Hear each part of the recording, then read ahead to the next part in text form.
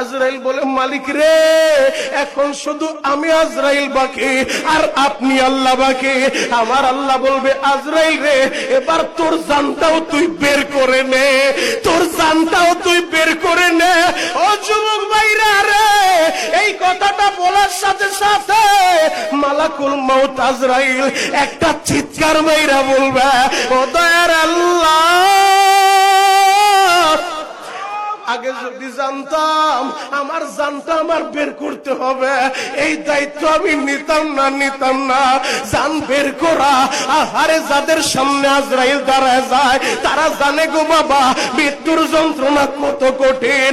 ও দাড়ি পাকা বাবাজিরা, আপনারা কি দেখেন নাই কত মানুষ সবার সামনে বসে আছে, যখন মৃত্যুর শয্যায় শায়িত চোখগুলো বড় বড় হয়ে যায়, চোখগুলো উল্টে যায়, পানিটাও গিলতে পারে না।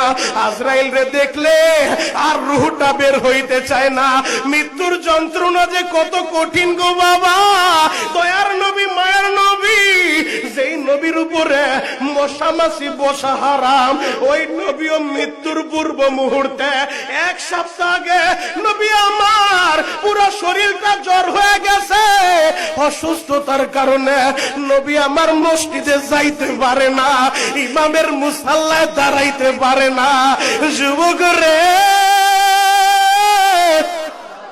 এখন কাঁদতে বলছি, ভাই কাঁদবি, এই যে কোরআন আমার হাতে, গুনাহ করতে একটা সময় লাগছে, 10 বছর, 20 বছর, 50 বছর। ও দাড়ি পাকা বাজানরা, 60 বছর যাবত গুনাহ করছেন, আমার আল্লাহ মাফ করতে 60 বছর সময় নিবে না।